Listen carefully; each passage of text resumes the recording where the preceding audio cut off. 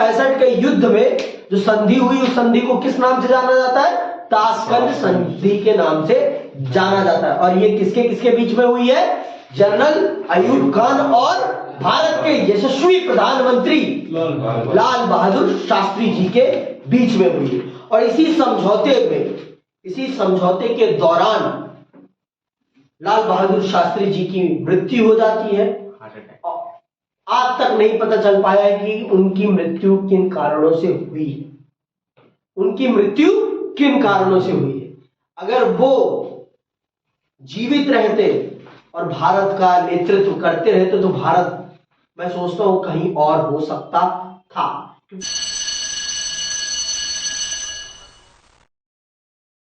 और आज हम चल रहे हैं अपने ही भूभाग से निकले हुए एक देश के बारे में समझने। आप समझ चुके हैं, मुझे बताने की जरूरत नहीं है, वो है पाकिस्तान।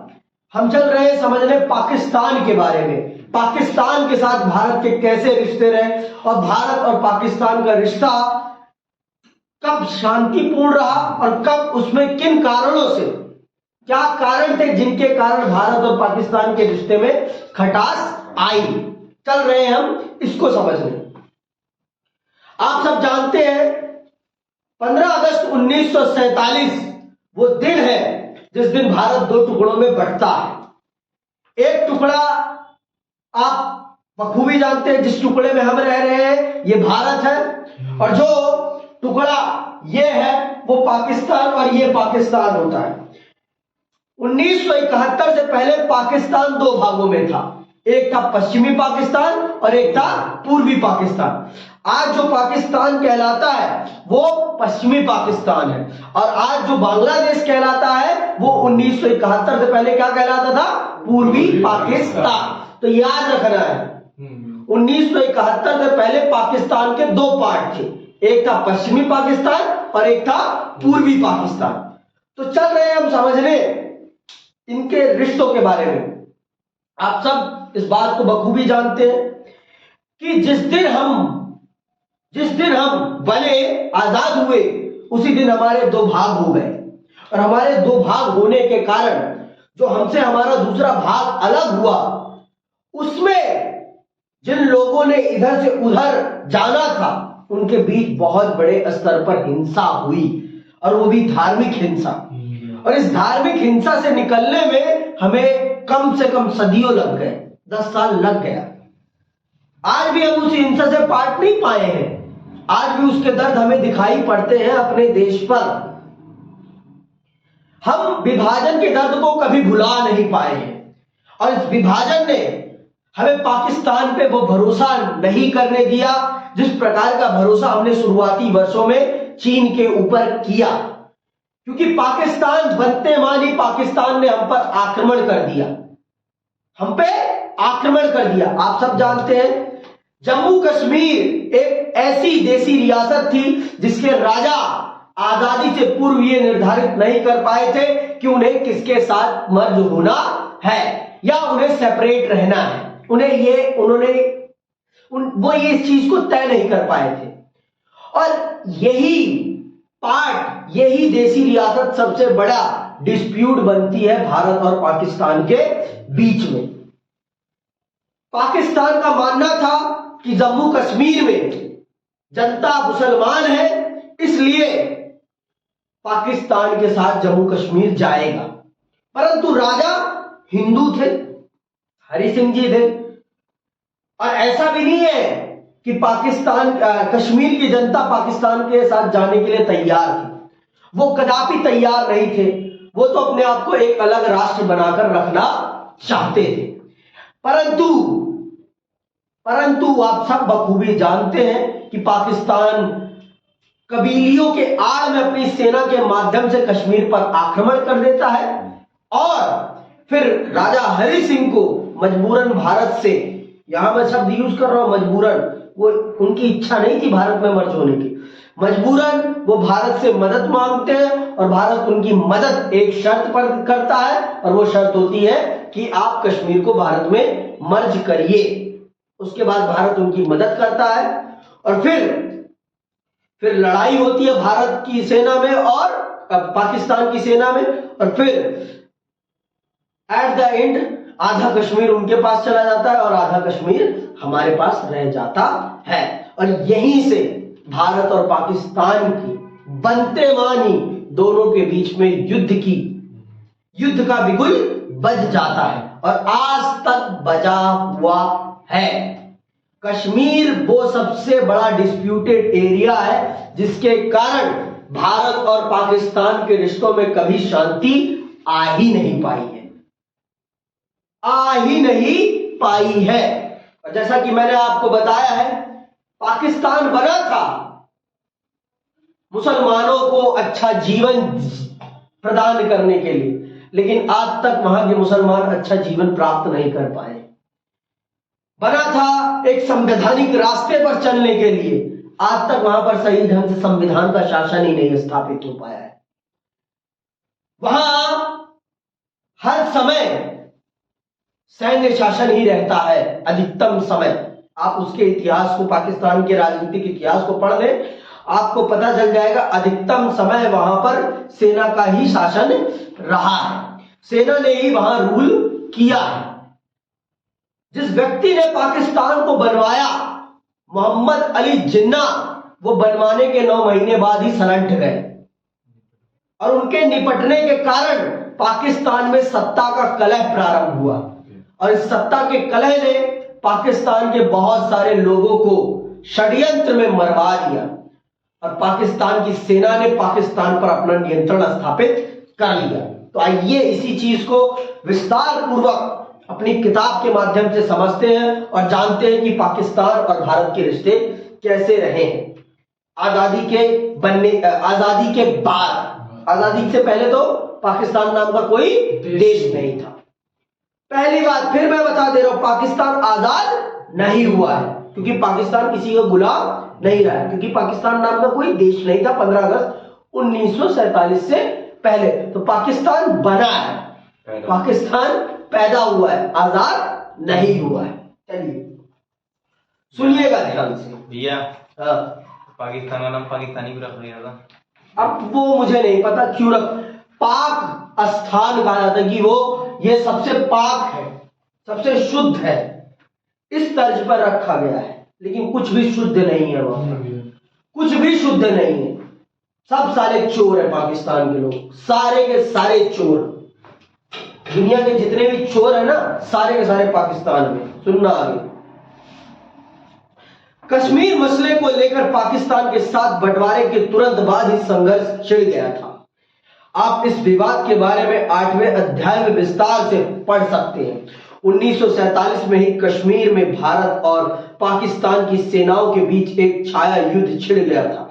बहरहाल यह संघर्ष पूर्ण व्यापी युद्ध का रूप न ले सका। यह मसला फिर संयुक्त राष्ट्र संघ के हवाले कर दिया गया। संयुक्त राज्य अमेरिका और चीन के साथ भारत के संबंधों के लिहाज से पाकिस्तान एक महत्वपूर्ण घटक रहा और आज भी है। आप सब जानते हैं कि भारत जिस समय आजाद हुआ है वो शीत युद्ध का समय था और शीत युद्ध के कारण दुनिया 2 खेमों में बट रही थी, पर भारत ने इन 2 खेमों में से किसी भी खेमे का हाथ पकड़ने से इनकार कर एक तीसरा खेमा बनाया और उसको नाम क्या दिया गया? गुटनिरपेक्ष आंदोलन। लेकिन हमारा पड़ोसी यह बर्दाश्त नहीं कर पाया कि भारत एक तीसरी ताकत बना रहा है, तो उसने अमेरिका का हाथ पकड़ लिया। उसने अमेरिका का हाथ पकड़ लिया और फिर अमेरिका ने हमारे और सोवियत संघ को तोड़ने के लिए पाकिस्तान का प्रयोग करना प्रारंभ किया और आज उसी रूप में चीन पाकिस्तान का प्रयोग कर रहा है। आज उसी रूप में चीन पाकिस्तान का प्रयोग कर रहा है भारत के खिलाफ। आप सब जानते हैं, इस बात को मुझे बताने की जरूरत नहीं। पाकिस्तान आज के टाइम पर चीन के हाथ की कठपुतली बन बैठा है, ये चीज जानिए। पाकिस्तान हमसे अच्छी दोस्ती नहीं कर पाएगा, चीन से कर लेगा, अमेरिका से कर लेगा। अब तो अमेरिका उसे मुंह भी नहीं लगाता। क्यों? क्योंकि अब अमेरिका का काम उससे निकल चुका है। उसे सोवियत संघ को तोड़ना था, उसने सोवियत संघ को तोड़ दिया और उसके बाद अब उसे पाकिस्तान की कोई जरूरत नहीं है।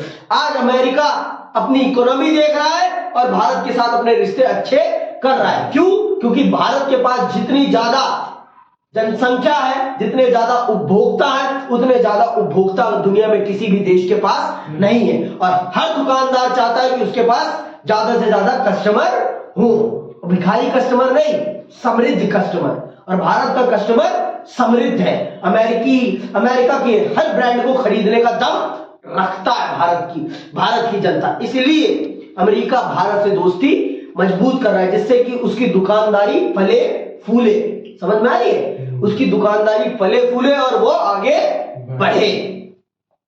अब वो पाकिस्तान को अपने मुंह भी नहीं लगाता। कौन? अमेरिका। लेकिन चीन पाकिस्तान को अपने मुंह से इसलिए लगा के बैठा हुआ है। क्यों? क्योंकि पाकिस्तान के माध्यम से वो भारत को कमजोर करना चाहता है। पाकिस्तान के माध्यम से चीन आपके पश्चिमी एशिया की तरफ अपने व्यापार को बढ़ाना चाहता है। इसलिए पाकिस्तान को वो प्रयोग कर रहा है। और पाकिस्तान भी ये बात समझ रहा है, लेकिन पाकिस्तान कंगला है। अब कंगले को जहां से पैसा मिलेगा, चाहे उसकी कुछ भी करके दो, लेकिन उसको पैसा मिलना चाहिए। चाहे आप कुछ भी कर लो उसके साथ, वो पैसा लेकर मानेगा। बस उसे पैसा चाहिए बस, और किसी चीज में कुछ नहीं चाहिए। तो आज पाकिस्तान की वही स्थिति है कि वो पैसे के लिए सबके सामने दर दर के ठोकरे खा रहा है और कटोरा लेकर भीख मांग रहा है। लेकिन वो भारत के साथ अपने रिश्ते अच्छे नहीं करना चाहता, क्योंकि उसे तो भारत के साथ षड्यंत्र रचना है। भारत के साथ षड्यंत्र रचना है। तो वो भारत के साथ रिश्ते, क्योंकि उसकी सेना को पावर ही इसीलिए मिल रखी है क्योंकि पाकिस्तान की सेना क्या बताती है कि भारत हमारा सबसे बड़ा दुश्मन है। और अगर हमने भारत के साथ रिश्ते अच्छे कर लिए तो भारत हमें तबाह कर देगा। भारत पाकिस्तान को बर्बाद करके उसे अपने में मर्ज कर लेगा। पाकिस्तान की सेना पाकिस्तान की जनता को यह ख्वाब दिखाती रहती है कि भारत आपका सबसे बड़ा दुश्मन है। हमें तुमसे दुश्मनी करके क्या मिलेगा कंगलो? तुम हमारे लेवल के नहीं हो, तुमसे हम क्यों दुश्मनी करेंगे? तुम्हारी औकात नहीं है हमसे दुश्मनी करने की, तो हम तुमसे क्यों दुश्मनी करेंगे? भाई कोई अमीर व्यक्ति किसी कंगले से पंगा लेगा? नहीं भैया, बिल्कुल नहीं। अरे भाई तू कंगला है, तू हमें मार देगा, हमारी बनाई दौलत चली जाएगी। क्या मतलब है तेरे से पंगा लेने का? तेरे पास तो कुछ भी खोने को नहीं, हमारे पास तो बहुत कुछ है ना खोने को। हम तेरे से क्यों पंगा लेने आएंगे? तू कंगला, हम समृद्ध, क्यों तेरे से हम पंगा ले? हमें अपनी बर्बादी थोड़ी ना करनी है तेरे से पंगा लेके। आप ही बताओ कि क्या आप किसी राह चलते भिखारी से पंगा लेना पसंद करेंगे? आपकी जेब में 1000 करोड़ रुपए रखे हैं और आप सड़क चलते भिखारी से पंगा लेना पसंद करेंगे? नहीं। कुछ पैसे देके गुलाम तो बना ही सकते हैं। गोदाम नहीं बनाना हमें, क्योंकि वहां चोर बैठे हुए हैं। वहां के लोग ही चोर हैं सबसे बड़े, इसलिए हमें उनकी जरूरत ही नहीं है। हम नहीं चाहते कि पाकिस्तान हमसे मर्ज हो, हम नहीं चाहते उनसे अच्छे रिश्ते हो। और भिखारी बने रहे बहुत अच्छा है, जितने भिखारी बने रहेंगे उतना अच्छा है। ठीक है, आगे सुनो। कश्मीर के सवाल पर हुए संघर्ष के बावजूद भारत और पाकिस्तान की सरकारों के बीच सहयोग संबंध कायम हुए। दोनों सरकारों ने मिलजुल कर प्रयास किया कि बंटवारे के समय जो महिलाएं अपराध हुई थी उन्हें अपने परिवार के साथ वापस लौटाया जा सके। विश्व बैंक की मध्यस्थता से नदी जल में हिस्सेदारी को लेकर चला आ रहा एक लंबा विवाद सुलझा लिया गया। नेहरू और जनरल अयूब खान ने सिंधु नदी जल संधि पर 1960 में हस्ताक्षर किए। भारत पाक संबंधों में नरमी गर्मी के बावजूद इस संधि पर ठीक ठाक अमल होता रहा है।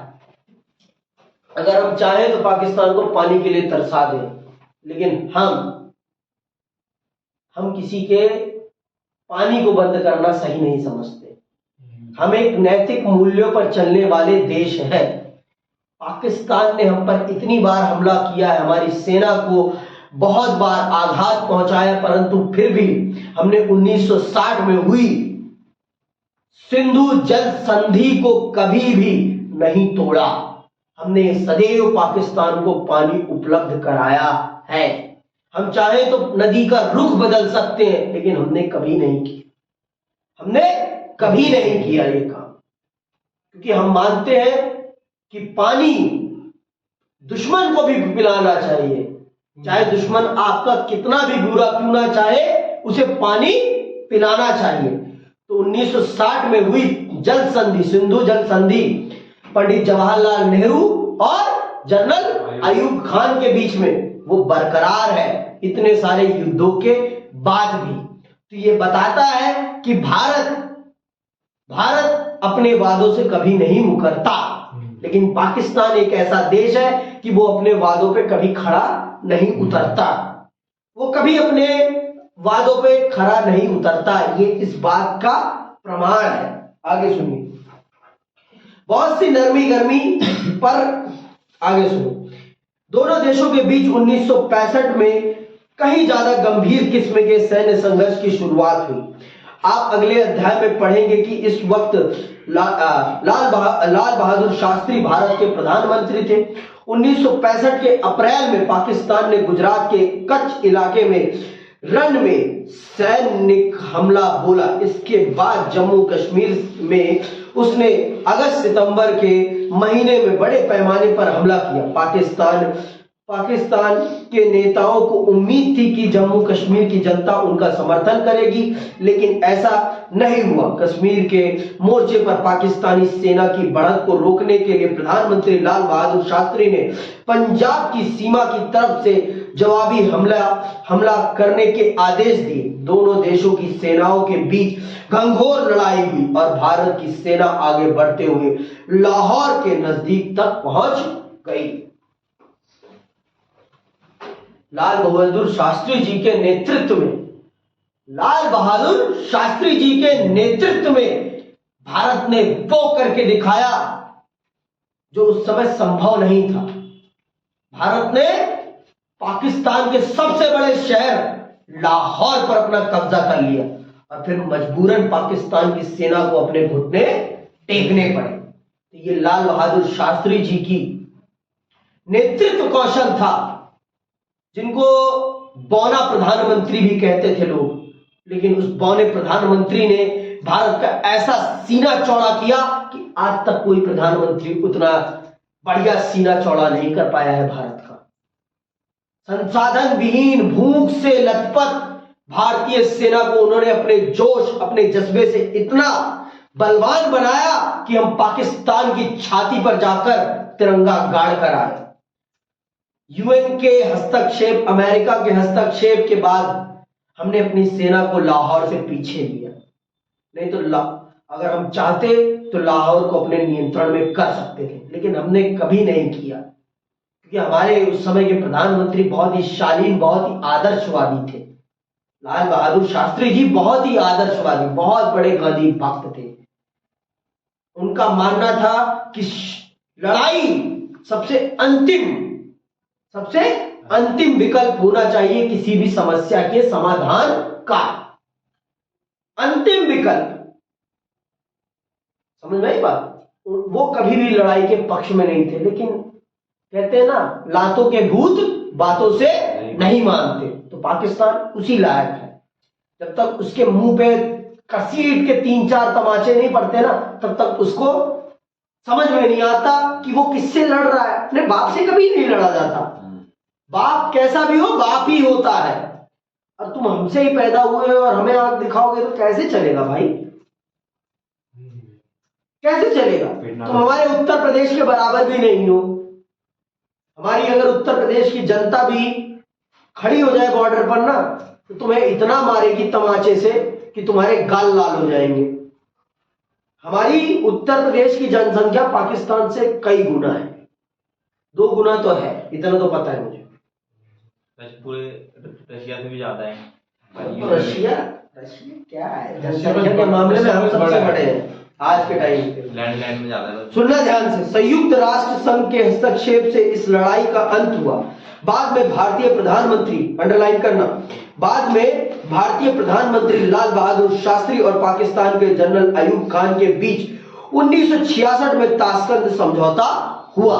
तो ताशकंद समझौता किसके किसके बीच में हुआ है? लाल बहादुर शास्त्री और जनरल अयूब खान के बीच में। कब? 1966 में। कहा?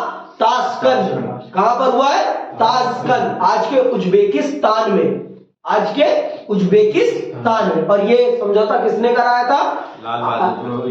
ये यूएसएसआर ने कराया था। इस समझौते का नेतृत्व यूएसएसआर ने किया था। सोवियत संघ ने इसमें मध्यस्थ की भूमिका निभाई। हालांकि 1965 की लड़ाई में भारत ने पाकिस्तान को बहुत ज्यादा सैन्य क्षति पहुंचाई, लेकिन इस युद्ध से भारत की कठिन आर्थिक स्थिति पर और ज्यादा बोझ पड़ा। मैंने आपको पहले ही बता दिया है, चाहे आप युद्ध जीते चाहे आप युद्ध हारे, युद्ध आपकी आर्थिक गतिविधियों को सबसे ज्यादा चोट पहुंचाता है, सबसे ज्यादा चोट पहुंचाता है। आपके विकास कामों को ठप करना पड़ जाता है और वो पैसा आपको अपनी सेना पर लगाना पड़ता है। तो पाकिस्तान के साथ हुए इस युद्ध ने भारत को एक गहरी चोट प्रदान करी आर्थिक रूप से। उससे पहले चीन से भी हम लड़ चुके थे, और फिर 65 का युद्ध हो गया तो हमारी जो बड़ी बड़ी विकास परियोजनाएं थी उन पे लगने वाले पैसे को हमें वापस करके इस युद्ध में अपनी सेना को मजबूत करने पर लगाना पड़ा। तो ये सारी चीजें थी। 1962 चीन युद्ध के बाद हमने अपनी सेना पर बहुत पैसा लगाया, सेना को अपग्रेड करने पे पैसा लगाया, और हमारे विकास कार्यक्रमों में बहुत ज्यादा लेट हुई। इसीलिए हमारे विकास कार्यक्रम बहुत ज्यादा लेट हुए। इसीलिए मैं कहता हूं एक युद्ध 10 साल के विकास का पैसा ले जाता है। 10 साल के विकास का पैसा आपका युद्ध ले जाता है। इसीलिए अगर आप चाहते हैं कि देश प्रगति करे आर्थिक तौर पर, तो कभी मत चाहो कि युद्ध हो, कभी मत चाहो कि युद्ध हो, क्योंकि युद्ध आपकी आर्थिक रीढ़ को तोड़ देता है। बीमारी भी जब घर में आती है तो वो आर्थिक रीढ़ को तोड़ देती है। कोरोना आया तो हमारे देश की आर्थिक रीढ़ टूटी कि नहीं टूटी? बहुत टूटी। अगर कोरोना नहीं आया होता तो आज हम और कहीं होते, आज टेक्नोलॉजी और कहीं होती और हम भी कहीं और होते, लेकिन हम नहीं करते। हमारे 20 साल के विकास पे लगने वाले पैसे को हमें अपने हेल्थ सेक्टर में डालना पड़ा, और अगर वो पैसा हेल्थ सेक्टर में ना जाकर इंडस्ट्रियल सेक्टर में जाता तो रोजगार और होता, रोजगार और होता। समझ में आई बात? तो ये सारी चीजें हैं। तो 1965 के युद्ध में जो संधि हुई, उस संधि को किस नाम से जाना जाता है? ताशकंद संधि के नाम से जाना जाता है। और ये किसके किसके बीच में हुई है? जनरल अयूब खान और भारत के यशस्वी प्रधानमंत्री लाल बहादुर शास्त्री जी के बीच में हुई है। और इसी समझौते के दौरान लाल बहादुर शास्त्री जी की मृत्यु हो जाती है। आज तक नहीं पता चल पाया है कि उनकी मृत्यु किन कारणों से हुई है, उनकी मृत्यु किन कारणों से हुई है। अगर वो जीवित रहते और भारत का नेतृत्व करते रहते तो भारत, मैं सोचता हूं, कहीं और हो सकता था, क्योंकि उनके अंदर गांधी जैसे सोचने की क्षमता थी। जितने दूरदर्शी गांधी जी थे उतने ही दूरदर्शी लाल बहादुर शास्त्री भी जी। बहुत ही दूरदर्शी, बहुत ही ईमानदार। भारत के जितने भी आज तक प्रधानमंत्री रहे हैं, उन सभी प्रधानमंत्रियों में अगर मुझसे पूछा जाए तो मैं सिर्फ एक ही प्रधानमंत्री का नाम लूंगा जो सबसे ईमानदार प्रधानमंत्री थे, और वो लाल बहादुर शास्त्री जी थे। लाल बहादुर शास्त्री जी अपने हर काम को बहुत ही निष्ठा से निभाते थे, और उनके काम में अगर कोई गलती हो जाती थी तो उस काम की गलती को अपने सिर लेते थे, कभी अपने कर्मचारियों के माथे पे नहीं मरते थे। उनके रेल मंत्री रहते हुए एक बार रेल हादसा हुआ और उन्होंने इस्तीफा दे दिया। उन्होंने पूरे रेलवे की गलती को अपने सिर माथे लिया और उसके लिए राष्ट्र से माफी मांगी। और आज के प्रधानमंत्री लोग मर रहे हैं, कुछ भी हो रहा है, अपनी कोई जिम्मेदारी नहीं समझते, अपनी कोई जिम्मेदारी नहीं समझते। आएंगे टीवी के सामने स्पीच देंगे और रात को पार्टी करेंगे। आज के नेताओं का चरित्र ये है, और वो भी एक नेता थे, संपूर्ण रूप से राष्ट्र को समर्पित नेता थे वो, और राष्ट्र की संपत्ति को कभी वो व्यक्तिगत जीवन के लिए प्रयोग तक नहीं करते थे। ये थे लाल बहादुर शास्त्री जी। आगे सुनिए। बांग्लादेश युद्ध 1971। देखिए, ये भारत और पाकिस्तान का युद्ध नहीं था। पहली बात तो जो 1971 का युद्ध है, ये बांग्लादेश की मुक्ति का युद्ध था, और बांग्लादेश ने भारत से मदद मांगी और भारत ने उसकी मदद करी, और पाकिस्तान ने इसके एवज में हम पर हमला किया कि हम बांग्लादेश के लोगों की मदद क्यों कर रहे हैं। तो फिर भारत को भी इस मोर्चे में कूदना पड़ा, और भारत ने फिर ऐसा तमाचा मारा कि बाप को नहीं छेड़ते बेटा। फिर उनके 71,000 सैनिकों को हमने घुटने टेकने के लिए मजबूर किया, और उनके 71,000 सैनिकों ने हमारी सेना के सामने अपने घुटने टेके और माफी मांगा कि बाप बाप होता है और बेटा बेटा होता है। इस चीज का प्रमाण दिया हमने। चलिए पढ़ते हैं 1971 के युद्ध को, और इसी युद्ध ने पाकिस्तान को 2 टुकड़ों में बांट दिया। सुनिएगा, 1970 में पाकिस्तान के सामने एक गहरा अंदरूनी संकट आ खड़ा हुआ। पाकिस्तान के पहले आम चुनाव में खंडित जनादेश आया। जुल्फिकार अली भुट्टो की पार्टी पश्चिमी पाकिस्तान में विजयी रही, जबकि मुजीबुर रहमान की पार्टी आवामी लीग ने पूर्वी पाकिस्तान में जोरदार कामयाबी हासिल की। ठीक है, सुनना ध्यान से। जुल्फिकार भुट्टो की पार्टी कहां जीती? पश्चिमी पाकिस्तान में। यह है आपका पश्चिमी पाकिस्तान। ये जुल्फी अलीकार भुट्टो की पार्टी जीती यहां पर, और यह था उस समय का पूर्वी पाकिस्तान। यहां पर कौन जीता? यहां पर जीते हैं मुजीबुर रहमान। यहां पर जनसंख्या ज्यादा थी, यहां पर जनसंख्या ज्यादा थी, और यहां पर इसके कंपैरिजन में जनसंख्या बहुत कम थी। तो यहां पर लोकसभा की सीटें सबसे ज्यादा थी। तो भाई इस हिसाब से जीता कौन था? इस हिसाब से यहां जो पार्टी जीती थी उसकी देश में सरकार बननी चाहिए थी।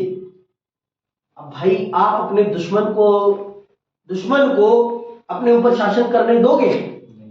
और ये पश्चिमी पाकिस्तान की जनता पूर्वी पाकिस्तान की जनता को गुलाम समझती थी, 2M दर्जे का नागरिक समझती थी, उनको अपने से छोटा समझती थी।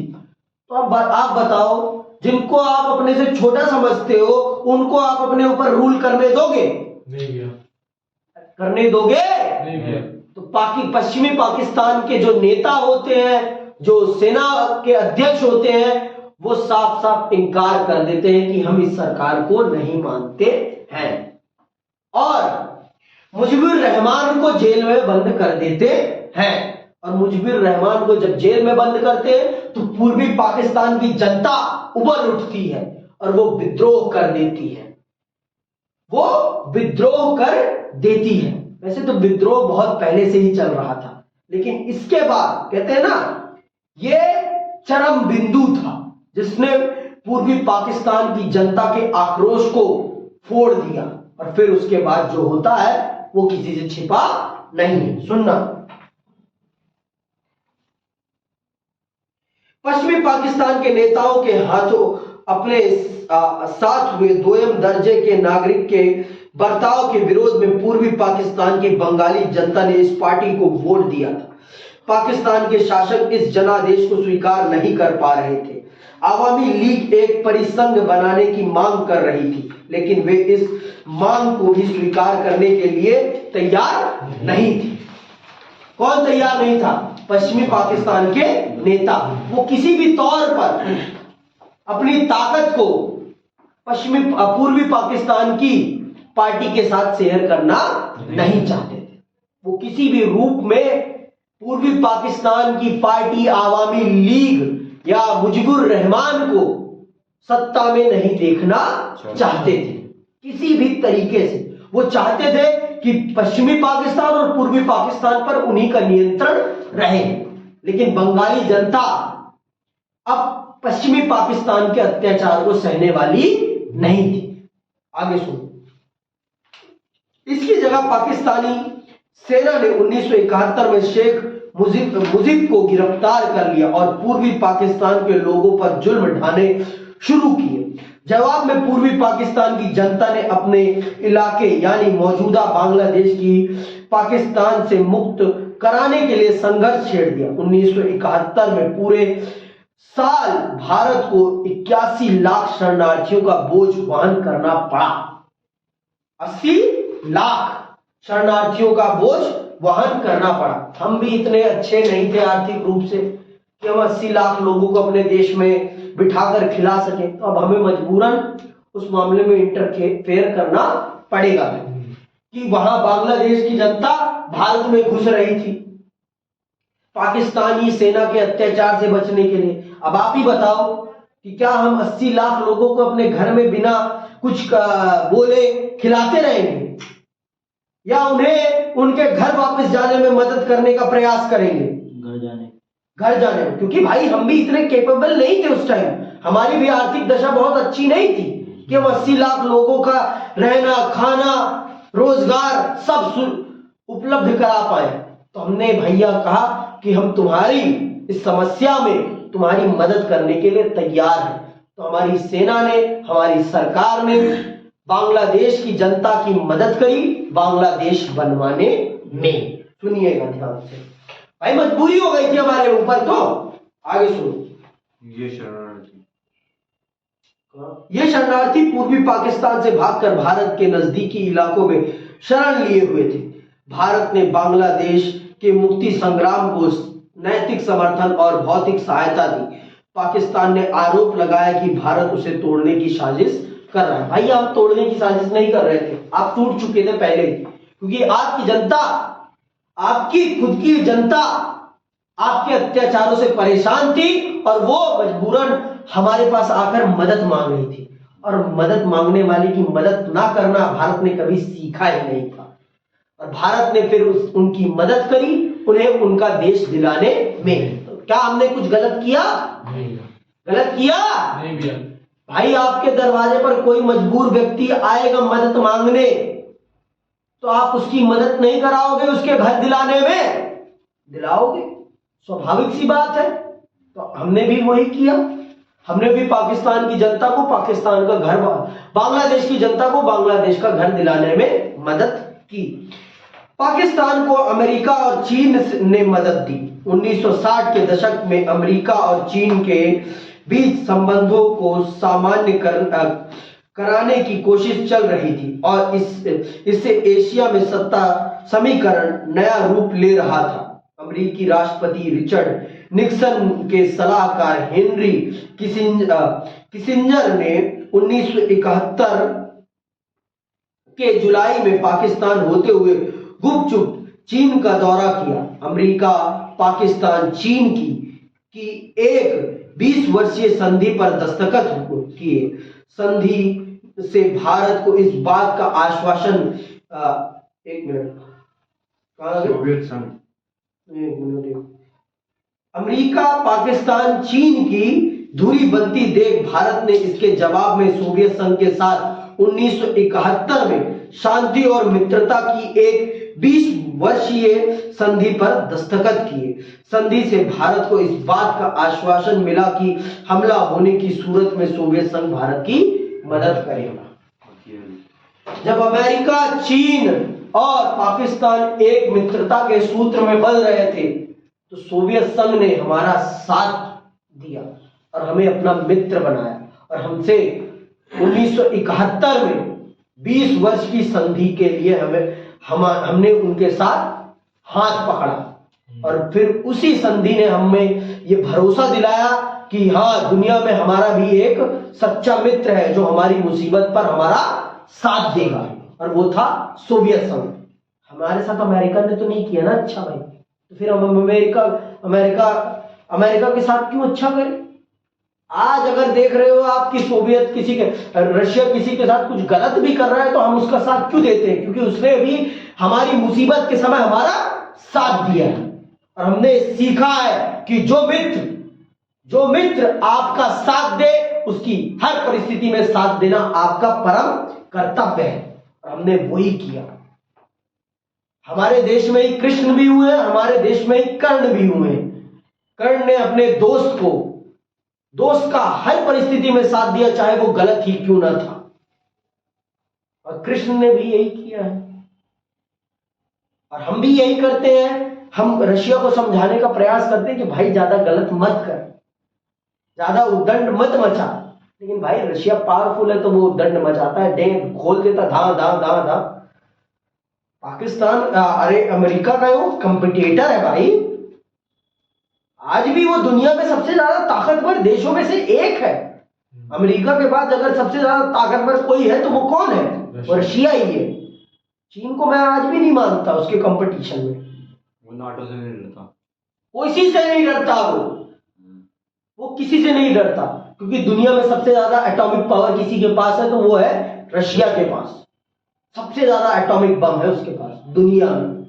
अगर रशिया खत्म तो पूरी दुनिया खत्म हो जाएगी। रशिया चाहे तो पूरी दुनिया को एक दिन में खत्म कर सकता है। एक दिन में खुद भी खत्म हो जाएगा, ये भी सत्य है। प्लान भी कर रखा है। समझ में आई बात? तो ये है दम। तो रशिया ने जब हमसे हमारी दोस्ती की तो हमने भी पूरे सामर्थ्य के साथ कहा चलो बेटा आप देखते हैं। इसी में हुई थी उनकी जो संधि हुई थी द्विपक्षीय। किसकी? सोवियत संघ और भारत की। हाँ तो यही तो है जिसमें हस्ताक्षर हुए थे। हाँ 20 साल की हुई तो ये 1971 में तो 20 साल की द्विपक्षीय संधि हो रही है कि 20 सालों तक हम दोनों मित्र बने रहेंगे और मैं भी तुम्हारा हर प्रकार से साथ दूंगा, तुम भी मेरा हर प्रकार से साथ देना। और इसी संधि के बाद भारत ने फिर अपनी सेना को आजाद किया कि जाओ अब मचाओ तांडव, हम भी नहीं रोकेंगे।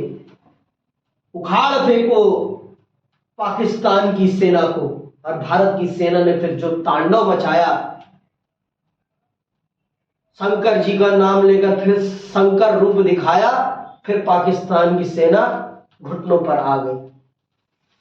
देखो सेना का तांडव अच्छा नहीं है, लेकिन कहते हैं ना मजबूरी आने पर, कहते हैं लातों के भूत बातों से नहीं मानते। पाकिस्तान वही है, जब तक वो लात खाता नहीं है तब तक वो बात मानता नहीं है। और लात खाते मानी सुधर जाता है, लात खाते मानी सुधर जाता है। और यहां यही होता है। सुनना,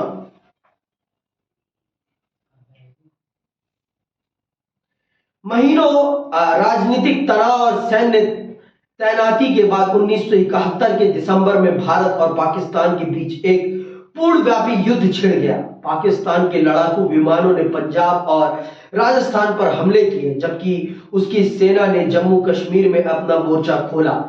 जवाब में भारत ने अपनी वायुसेना, नौसेना और थल सेना के बूते पश्चिमी और पूर्वी मोर्चे से कार्रवाई आगे बढ़ी। 10 दिनों के अंदर भारतीय सेना ने ढाका को 3 तरफ से घेर लिया और अपने 90,000, मैं तो कम बता रहा था, अपने 90,000 सैनिकों के साथ पाकिस्तानी सेना को आत्मसमर्पण करना पड़ा। बांग्लादेश के रूप में एक स्वतंत्र राष्ट्र के उदय के साथ भारतीय सेना ने अपनी तरफ से एक तरफा युद्ध विराम घोषित कर दिया।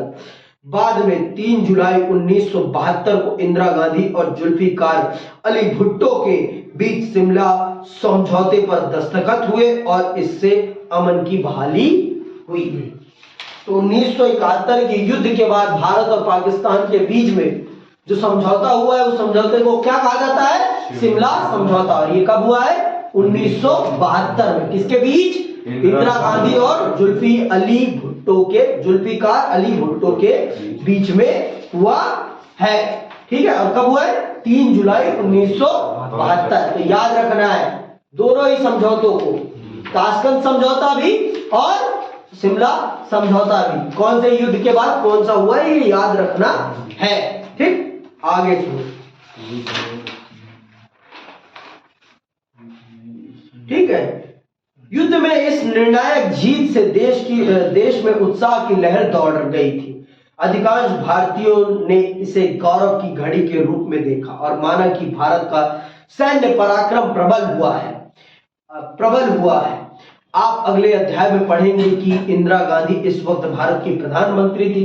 1971 के लोकसभा चुनाव में उन्हें विजय मिली थी। 1971 की जंग के बाद इंदिरा गांधी की लोकप्रियता को 4 चांद लग गए। इस युद्ध के बाद अधिकतर राज्यों में विधानसभा के चुनाव हुए और अनेक राज्यों में कांग्रेस पार्टी बड़े बहुमत से जीती।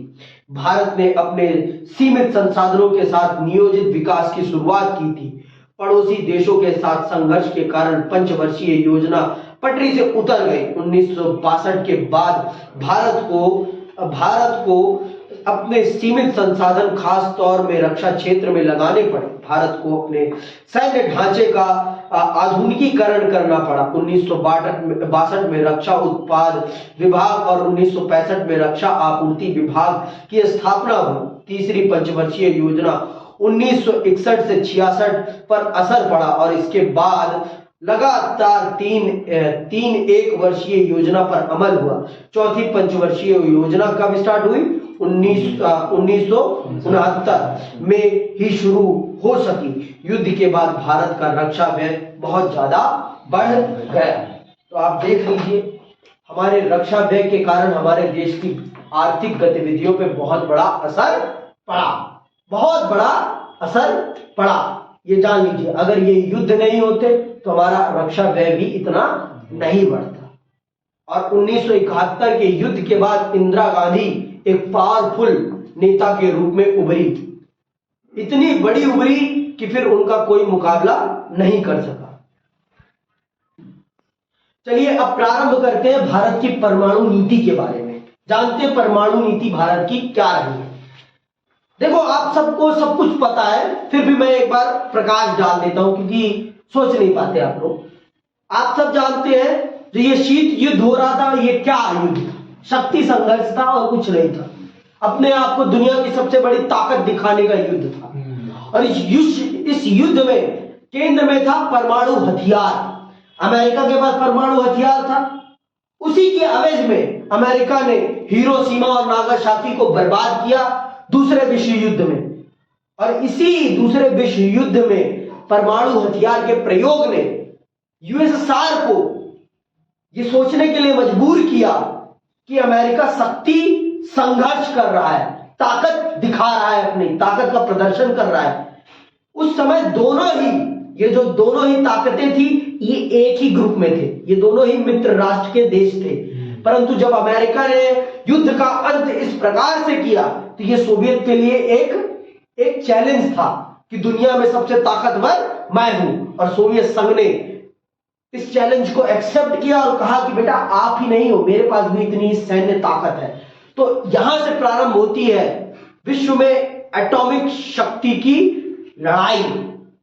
और आप जानते हैं कि भारत अपने चारों तरफ से अपने दुश्मनों से घिरा हुआ है।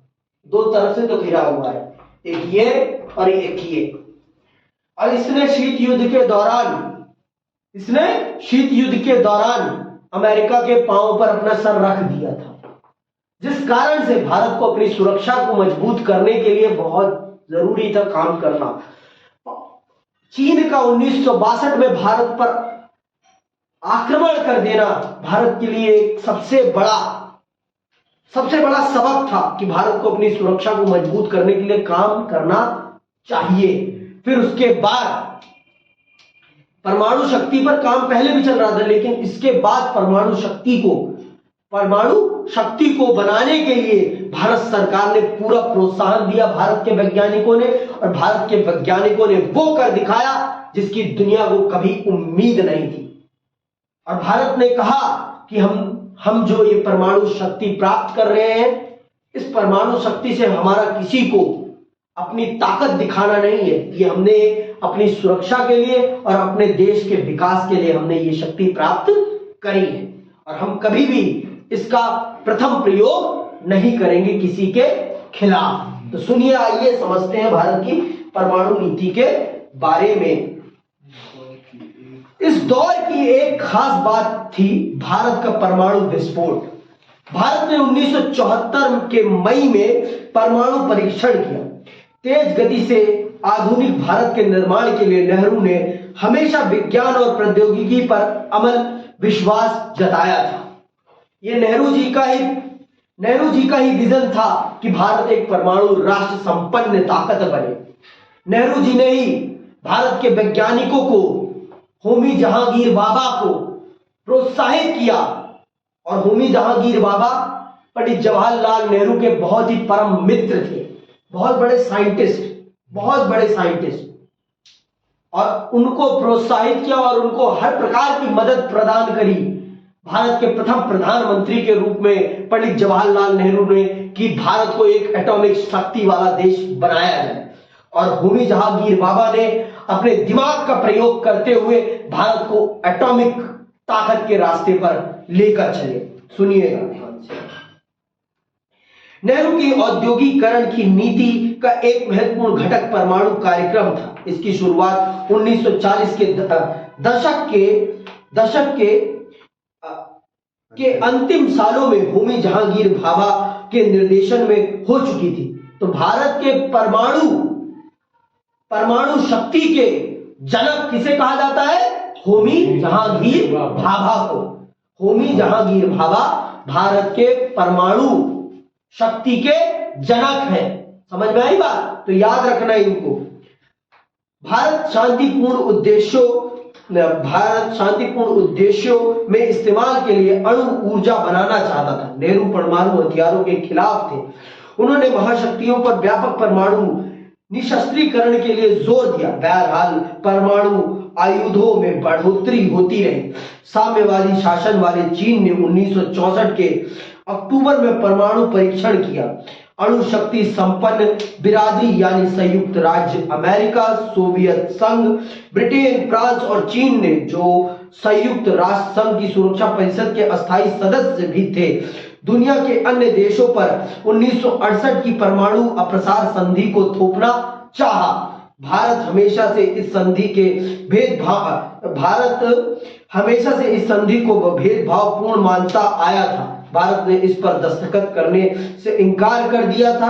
भारत ने जब अपना पहला परमाणु परीक्षण किया तो इसे उसने शांतिपूर्ण परीक्षण करार दिया। भारत का कहना था कि वह अणु शक्ति को सिर्फ शांतिपूर्ण उद्देश्यों में इस्तेमाल करने की अपनी नीति के प्रति दृढ़ संकल्पित है।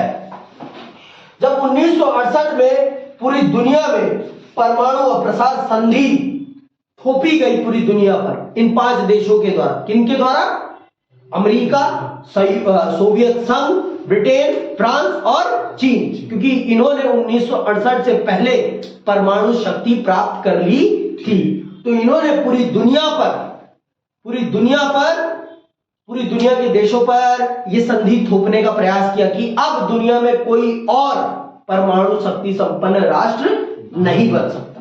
परंतु भारत ने इस संधि का पुरजोर विरोध किया और कहा कि ये संधि पूर्ण रूप से भेदभावपूर्ण संधि है, और भारत ने उस पर दस्तखत करने से इनकार कर दिया, क्योंकि भारत के सबसे नजदीकी पड़ोसी चीन ने यह शक्ति प्राप्त कर ली थी। और आप सोचो, अगर भारत आज परमाणु शक्ति संपन्न देश नहीं होता तो चीन हम पर हमला करने से तनिक भी नहीं कतराता।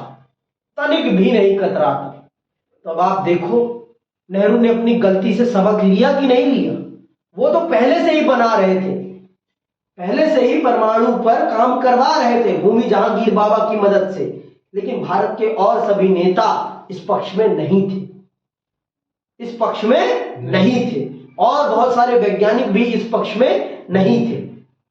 एक सीरीज है सोनी लिव पर, वो जरूर देखना आप लोग।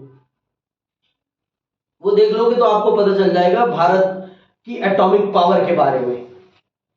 भारत की एटॉमिक पावर की पूरी कहानी आपको पता चल जाएगी। हाँ, रॉकेटरी, ठीक है, वो देख लेना आप लोग।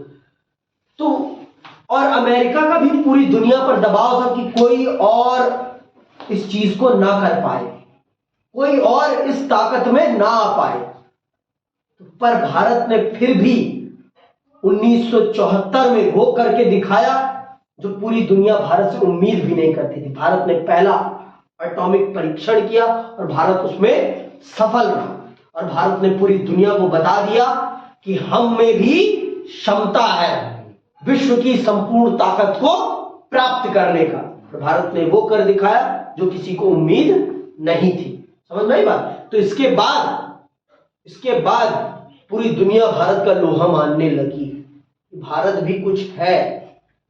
आज जो हम स्पेस प्रोग्राम करते हैं, इस स्पेस प्रोग्रामों को करने के पीछे ये भी एक संकेत देना होता है पूरी दुनिया को कि हम में भी क्षमता है आपके कंधे से कंधा मिलाकर मुकाबला करने का।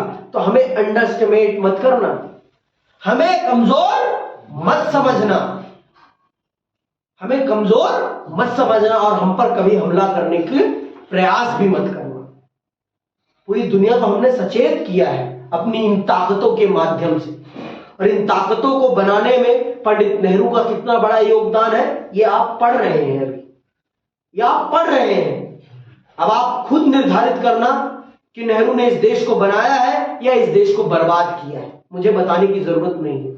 आप खुद सोचें, खुद समझें और खुद विचार करके खुद इस दुनिया को बताएं कि पंडित नेहरू ने बनाया है इस देश को कि बर्बाद किया है इस देश को। आगे सुनिए।